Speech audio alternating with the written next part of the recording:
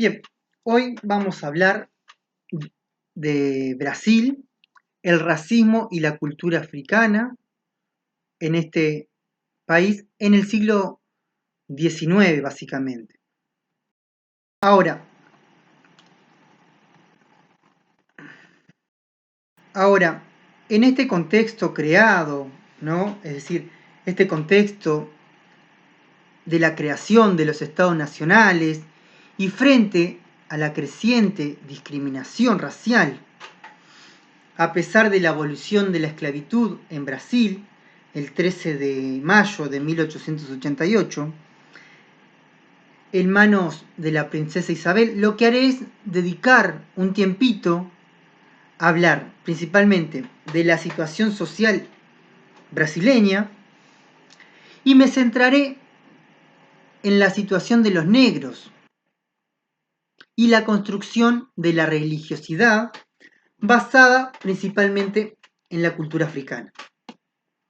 Ahora, si bien las religiones de matriz africana tienen sus orígenes en Brasil y también en Cuba, esta logró expandirse primero por todo el territorio brasileño y luego a las regiones de Argentina, Colombia, Uruguay y Venezuela. Si tomamos en cuenta el culto que se desarrolló principalmente en Brasil, podríamos encontrar dos vertientes de estas religiones de matriz africana. El candomblé, cuyos orígenes se dan en Salvador de Bahía y cuya difusión se da en las ciudades de Río de Janeiro y San Pablo, lo cual son producto de las corrientes migratorias afro, y estas corrientes migratorias se establecieron en ciudades conocidas como las favelas. Y por otro lado encontramos también al batuque. Este batuque desarrollado y establecido en Portalegre, capital de Río Grande del Sur. Ahora, las religiones de matriz africana también se desarrollaron en Cuba, cuyo proceso de aculturación dará origen a lo que nosotros conocemos como la santería cubana. Esta santería cubana provocará una fusión evidente entre los santos católicos, el vudú y la cultura africana. Ahora, cuando pensamos en los orígenes de la religiosidad, decimos que esta religiosidad deriva principalmente de géneros musicales que se desarrollaron en Brasil y también en Cuba, y que gracias a la fusión de músicos baianos y cariocas se produce un nuevo tipo de música y también de baile, cuya percusión tiene orígenes en la religión africana.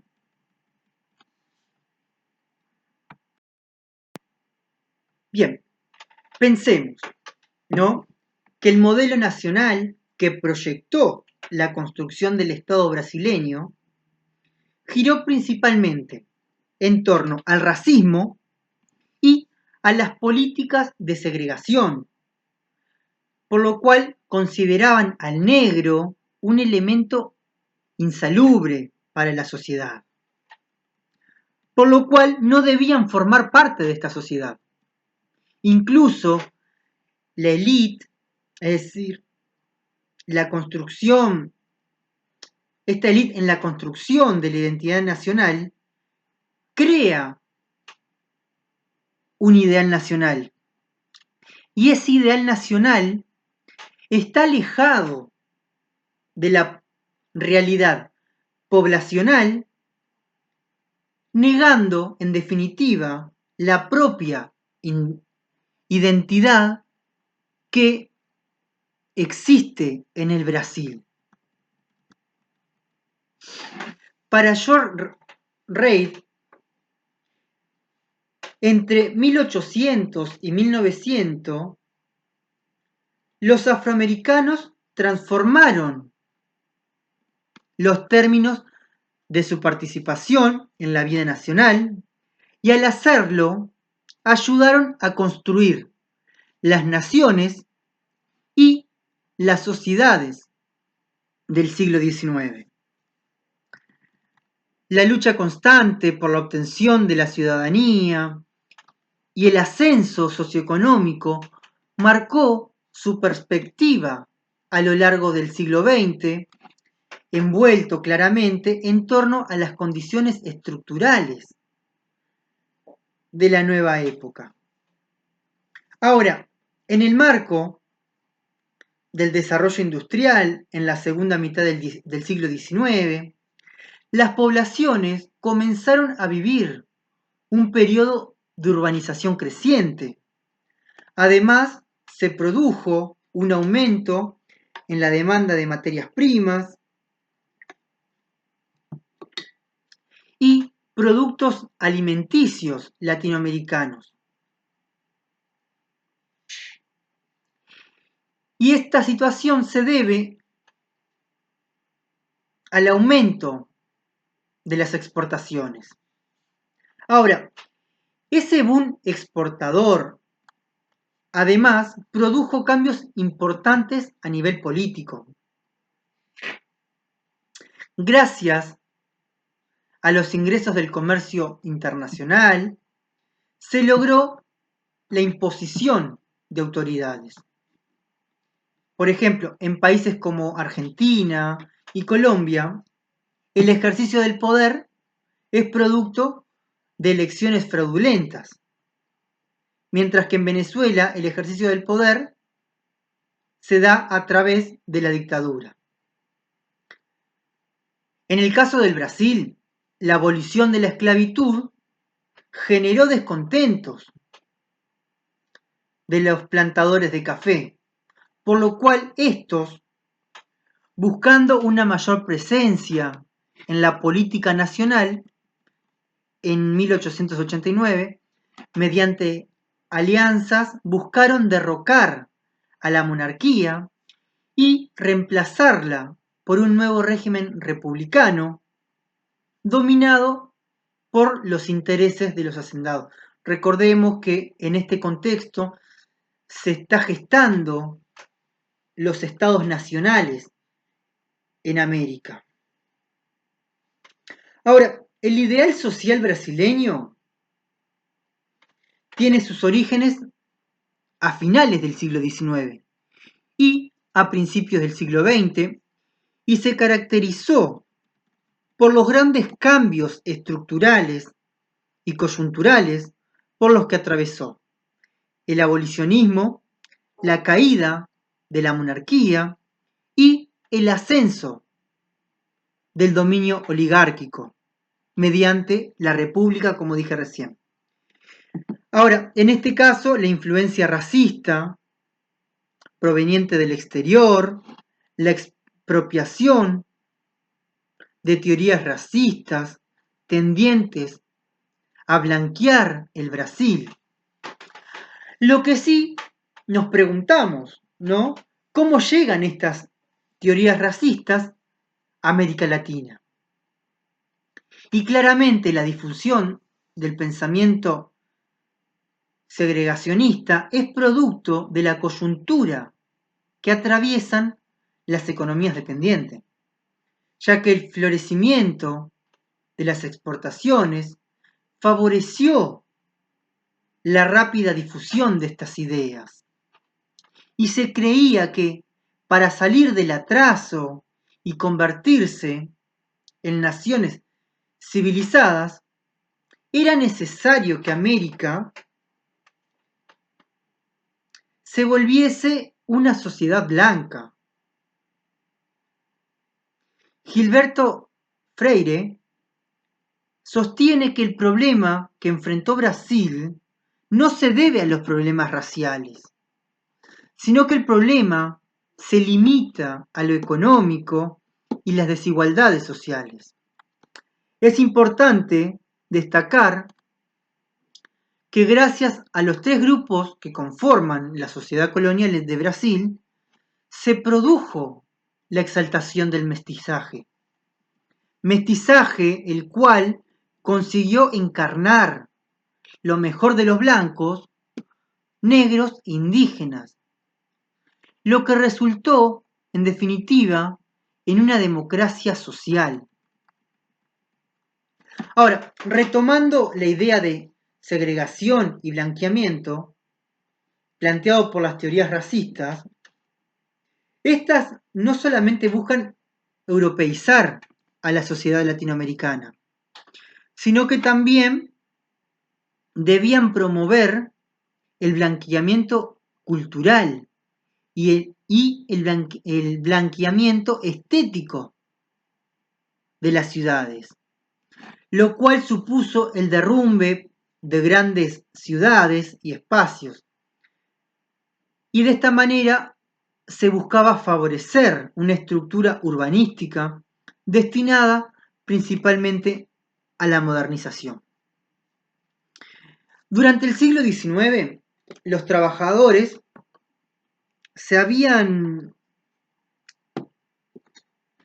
hacinado en decadentes casas y mansiones de la época colonial, las cuales estaban divididas en compartimentos, y estos fueron conocidos con diferentes nombres en diferentes países latinoamericanos.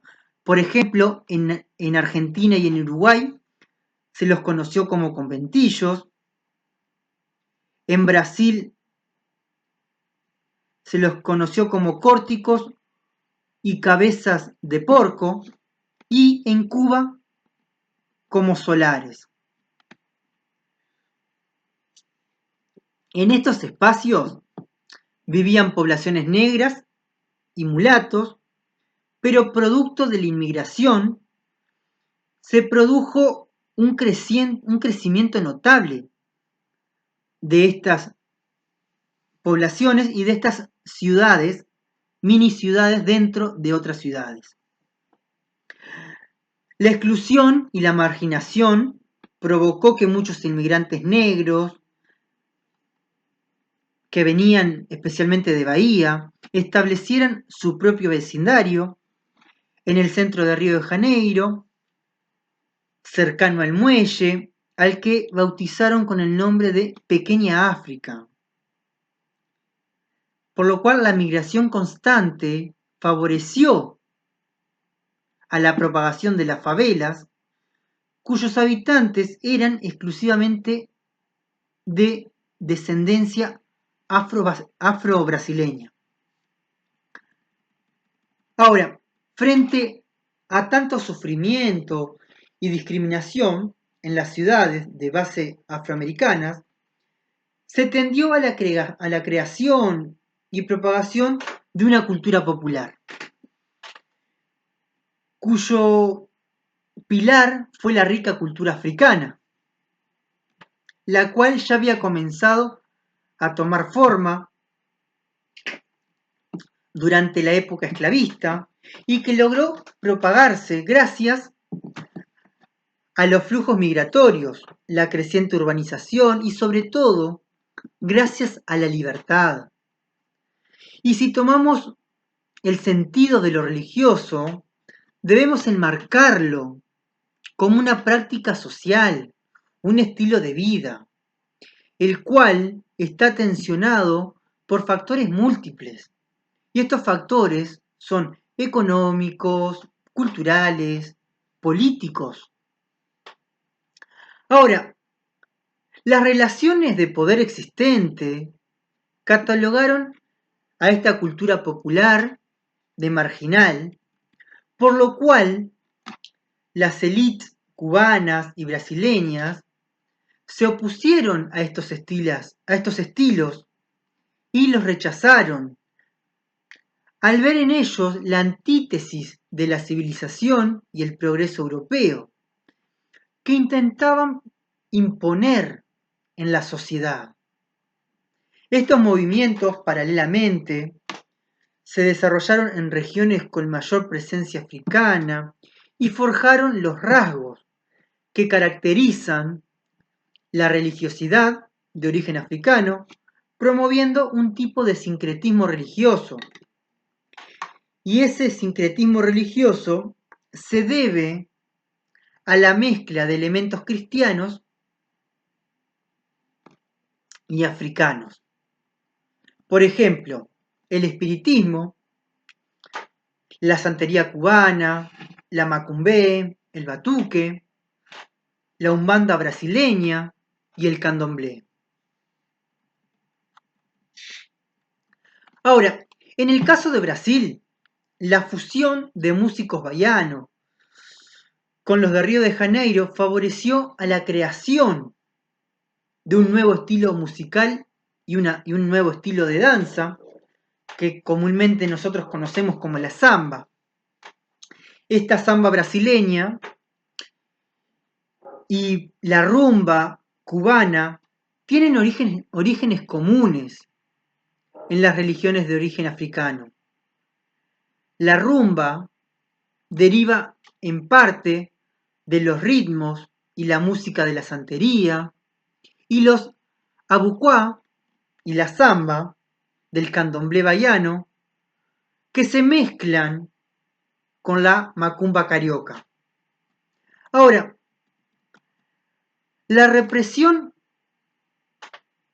que se produce hacia las religiones africanas hacia principios del siglo XX comienza a intensificarse. Las autoridades brasileñas buscan eliminar todo contenido cuya procedencia provenga de la cultura africana. Por lo cual, las represalias o guerras lanzadas hacia la cultura africana no solo contó con el apoyo de los blancos, sino que también de las clases medias de origen afro, ¿no? Ya que su perspectiva en esa escala o escalada de ascenso social, lo llevó a pensar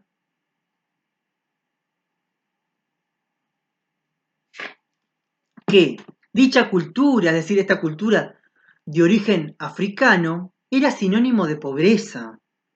Negaban su descendencia cultural por considerar que estas religiones se caracterizaban o eran sinónimo de pobreza. Otro de los rasgos de este periodo es que se hace referencia al rol de las mujeres en estas sociedades falocéntricas, ya que las mujeres eran consideradas inferiores frente al hombre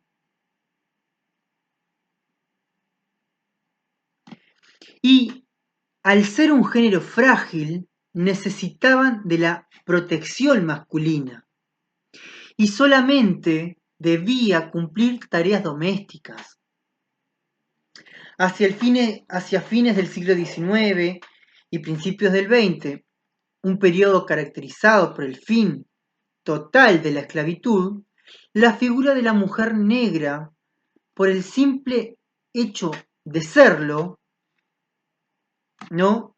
Decían que la mujer negra debía ser cocinera, mucama, sirvienta o colaboradora en autobuses o prostituta. Sin embargo, el único lugar donde la mujer pudo mantener un lugar de jerarquía fue en los cultos del candomblé. Y cuando hablamos de jerarquía, hablamos de jerarquía en referencia a la figura masculina. Y claramente, para culminar, ¿no? Es importante decir que podríamos desarrollar mucho más sobre la discriminación racial y el sexismo, no solo en Brasil, sino en toda Latinoamérica, en el marco de un proceso de violencia política que caracterizó la construcción de estos estados nacionales y que formó la identidad nacional de cada país. Pero en Brasil, es decir, Brasil es uno de los países donde la presencia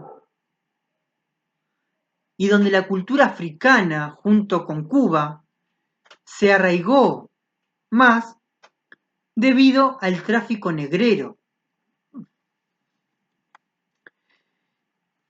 Ahora, el problema del racismo aún perdura en la nación cafetera, ya que aún en el siglo XX, gran parte de la sociedad afro-latinoamericana que vive en Brasil vive la exclusión de un Estado ausente a sus reclamos. Pero las sociedades, a pesar del avance en materia de derechos, sigue aún estigmatizando a la cultura afrodescendiente, ya que es catalogada de ignorante, ¿no? De ser una cultura de ignorantes frente a las prácticas religiosas, que aún perduran en el tiempo. También muchas veces escuchamos decir, ese negro le robó a alguien, pero no porque el negro realmente haya robado algo, sino porque lo decimos porque vemos a una persona negra corriendo. Y lo otro que también yo considero, y es para mí y en mi opinión, la propia palabra afrodescendiente tiende a la discriminación, ya que entiendo que no es mala palabra decir negro o negra.